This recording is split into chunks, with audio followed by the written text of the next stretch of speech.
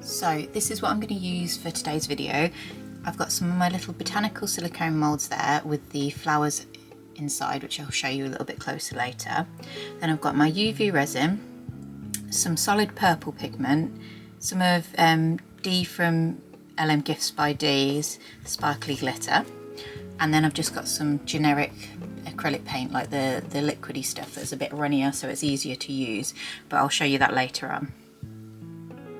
Oh, and I'll also be using the nail lamp. So we're going to be using my botanical moulds today, and if I shine the light you can just see the details on the moulds there.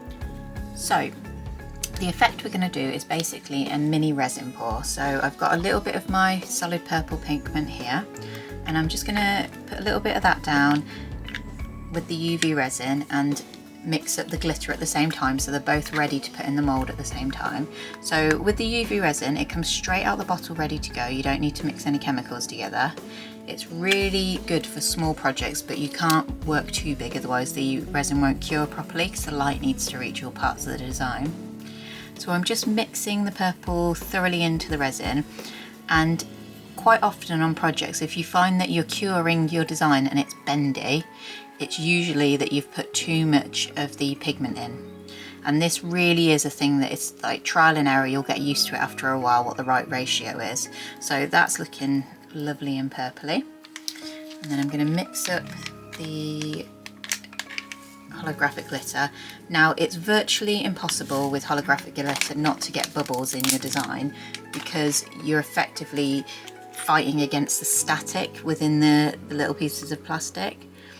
So you just have to embrace it and make it part of your design. There we go, same again, another stick. Mix that together. Now, I did a previous attempt at making this design and it went a little bit wrong because I didn't consider enough where I was going to put the glitter. So I'll show you this.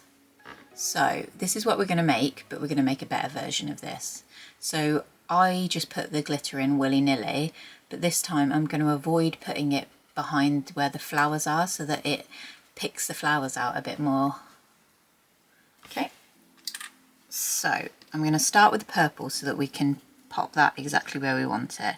So I'm not colouring them in this instance. I am simply doing block colour behind them, because I just wanted it to be a more abstract piece rather than a detailed one. So just popping the colour in there.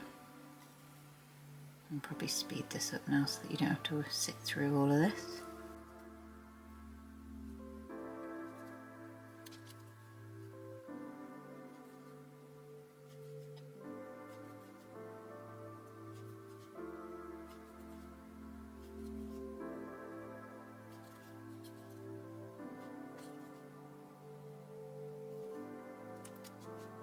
Now we have everything in place where we want it, I'm just going to pop the little nail lamp over the top of it for 2 to 4 minutes.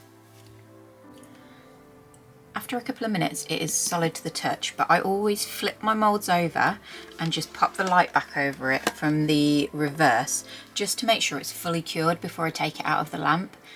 This removes any residue that might remain in the mould, and it will mean your moulds will stay cleaner and functional for longer.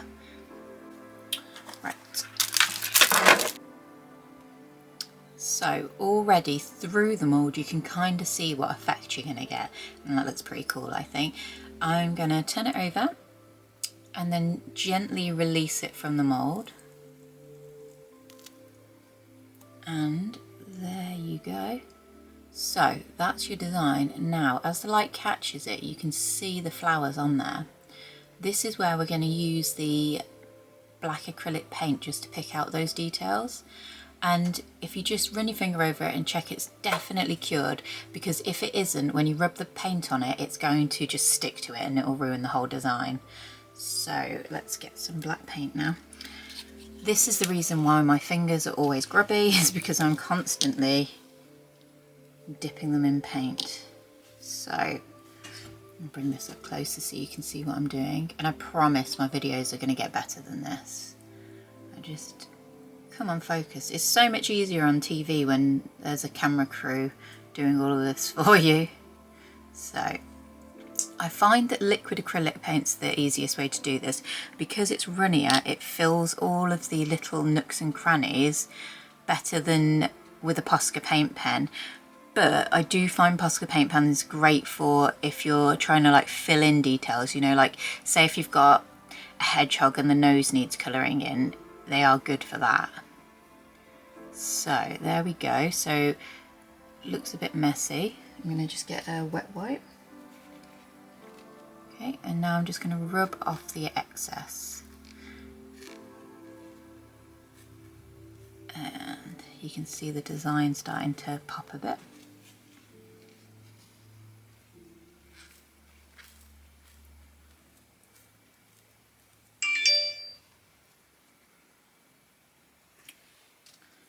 And there you have it. Isn't that cute?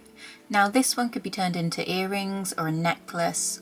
It's got the spacer hole already in the mould, so you can just pop a jump ring through and get going.